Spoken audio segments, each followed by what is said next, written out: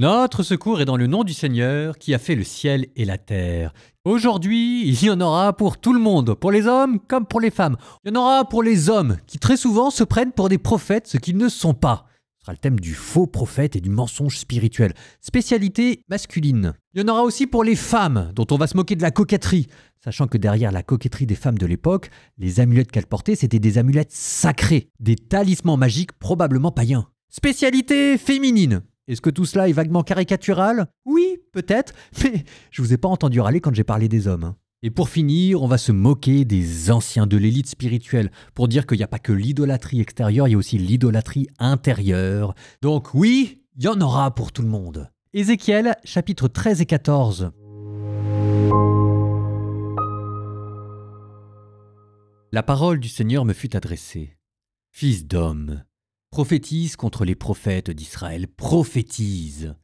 Tu diras à ceux qui prophétisent de leur propre initiative, « Écoutez la parole du Seigneur, ainsi parle le Seigneur Dieu.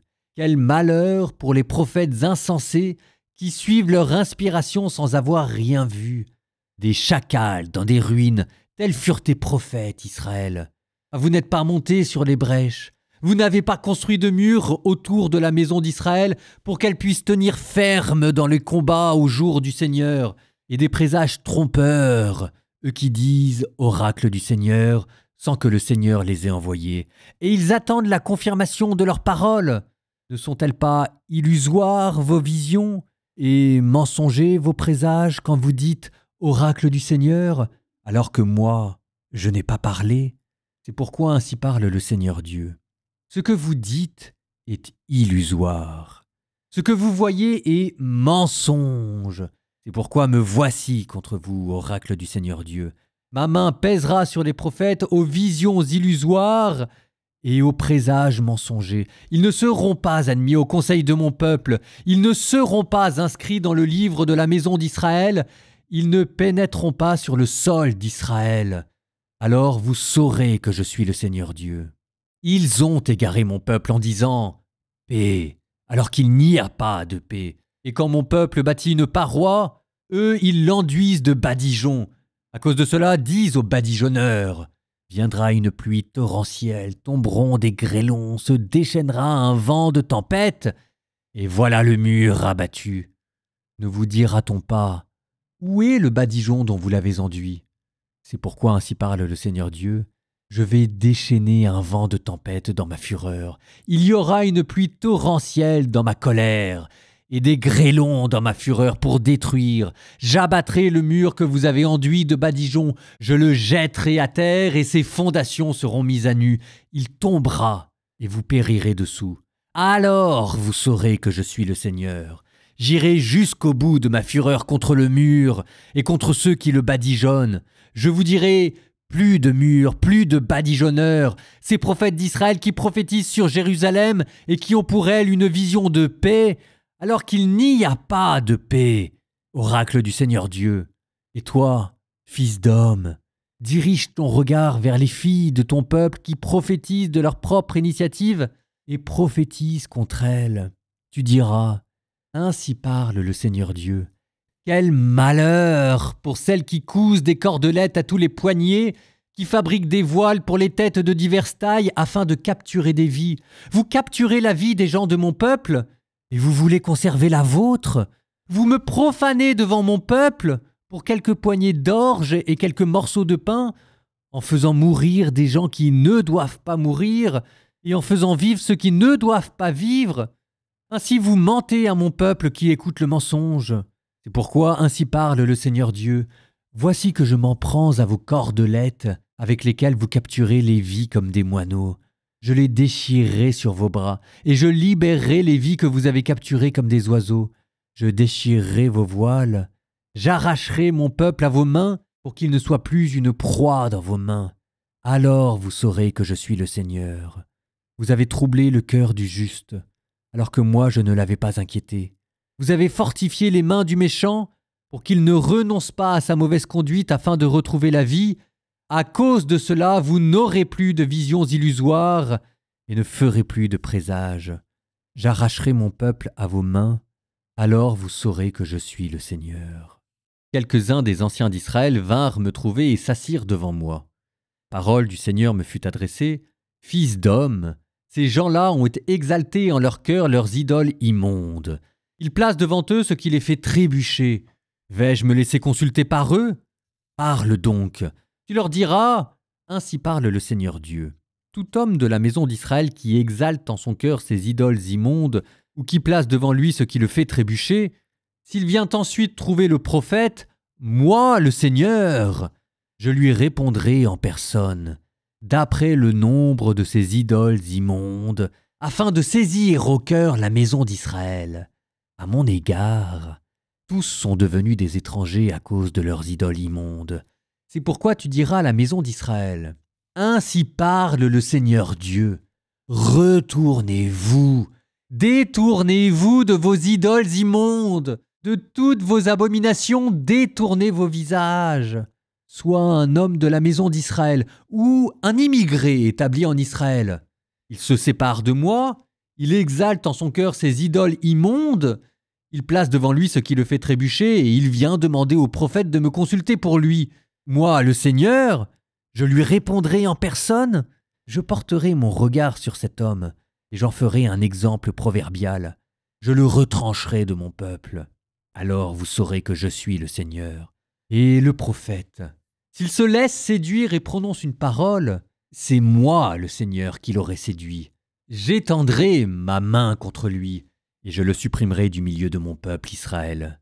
Ils porteront leur faute, la faute de celui qui consulte, comme la faute du prophète, pour que la maison d'Israël ne s'égare plus loin de moi et ne me soit plus rendue impure par tous ses crimes. Alors ils seront mon peuple, et moi je serai leur Dieu, oracle du Seigneur Dieu. La parole du Seigneur me fut adressée. Fils d'homme, si un pays péchait contre moi en commettant l'infidélité, si j'étendais la main contre lui, détruisais sa réserve de pain, lui envoyais la famine, en retranchais hommes et bêtes, et si dans ce pays il y avait 3 hommes, Noé, Daniel et Job, alors eux, par leur justice, sauveraient leur vie, oracle du Seigneur Dieu. Si je faisais passer des bêtes féroces dans ce pays, pour le priver de ses enfants et qu'il devienne un lieu désolé où nul ne passe à cause de ces bêtes, et si dans ce pays il y avait 3 hommes, alors par ma vie, oracle du Seigneur Dieu, ils ne pourraient sauver ni fils ni fille, eux seuls seraient sauvés, et le pays deviendrait un lieu désolé. Ou bien, si je fais venir l'épée contre ce pays, si je disais que passe l'épée dans ce pays, qu'elle en retranche hommes et bêtes, et si dans ce pays il y avait 3 hommes, alors par ma vie, oracle du Seigneur Dieu, ils ne pourraient sauver ni fils ni fille, eux seuls seraient sauvés. Ou bien, si j'envoyais la peste contre ce pays, si je déversais ma fureur contre lui pour en retrancher dans le sang hommes et bêtes, et si dans ce pays il y avait Noé, Daniel et Job, alors par ma vie, oracle du Seigneur Dieu, ils ne pourraient sauver aucun fils, ni aucune fille, mais eux, par leur justice, sauveraient leur vie. Ainsi parle le Seigneur Dieu. Même si j'ai envoyé mes 4 terribles châtiments, épée, famine, bêtes et féroces et peste contre Jérusalem, pour en retrancher hommes et bêtes, voilà qu'en elle subsiste un reste. On a fait sortir de la ville des fils et des filles. Les voici qui sortent vers vous. Vous pourrez voir leur conduite et leurs actes. Alors vous vous consolerez du malheur que j'ai fait venir sur Jérusalem, de tout ce que j'ai fait venir contre elle. Ils vous consoleront, car vous verrez leurs conduites et leurs actes. Alors vous saurez que ce n'est pas en vain que j'ai accompli tout ce que j'avais fait dans la ville, oracle du Seigneur Dieu.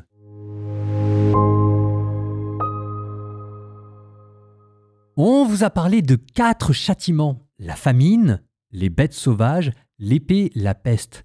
Ce qui reprenait Lévitique chapitre 26 et ce qui sera repris plus tard dans le livre de l'Apocalypse. On vous parle d'un reste qui survivra, mais ici c'est plutôt une faible consolation. Et juste avant, et c'est là-dessus que je voudrais m'arrêter un instant, on a dit qu'il y aurait un trio de justes. Dieu déclare que même si Noé, Daniel et Job se trouvaient à Jérusalem, ils ne sauveraient qu'eux-mêmes. Ce qui est doublement étonnant, parce que jusqu'à présent, on avait quand même l'idée que dans la Bible, un juste pouvait sauver la multitude. Mais ici, c'est comme si on était passé sur une autre échelle de prévarication. Et puis, deuxième chose très curieuse, c'est qu'on vous parle de Daniel. Et Daniel, si jamais vous avez un peu de connaissances bibliques, vous savez qu'il y a un prophète qui s'appelle Daniel. Un prophète qui vivait en exil, dont on lira plus tard le livre. Sauf que là, il n'existe pas encore. Ézéchiel, c'est avant Daniel. Alors, c'est quoi ce Daniel? Ah, ça fait longtemps. Un petit peu d'archéologie. On a découvert dans les fouilles de Ras Shamra un texte ougaritique du XIVe siècle avant Jésus-Christ. Donc l'ancienne Ougarit, c'est sur la côte syrienne, dans lequel on vous parle de la légende d'Akat, dans lequel il y aurait un Daniel, D-N-I-L, qui est le père du héros Akat. Et d'ancienne ancienne épopée ougaritique, Daniel est un juste juge, un homme dévot, pieux, quelqu'un qui rend la justice pour les veuves et les orphelins. Il est la figure de la sagesse antique. Les exégètes maintenant pensent que le Daniel dont il a été question dans ce livre d'Ézéchiel, c'est cet ancien héros des épopées antiques. Donc ça vous donne Noé, figure de la justice face au monde perverti. Job, celui qui reste droit même au cœur de l'épreuve et de la souffrance. Et Daniel, celui qui est juste parce qu'il suit la voie de sa conscience sans révélation au sein d'un monde païen.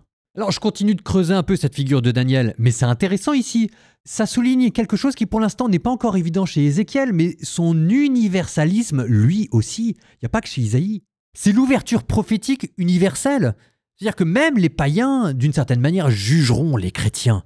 On est redevable devant eux. C'est pas parce qu'on est chrétien qu'on est meilleur que les païens, alors que précisément, souvent, on devrait l'être. On a moins d'excuses qu'eux, mais reconnaissons que souvent, ils nous dépassent et qu'ils seront nos propres juges.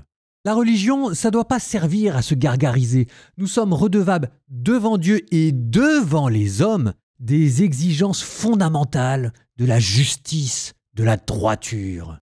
Je vous laisse méditer. Nous passons quant à nous sur le livre des Proverbes. Proverbe 11, 16 à 20. Une femme charmante reçoit des hommages, et l'homme énergique capte la richesse. Un homme bon se fait du bien à lui-même.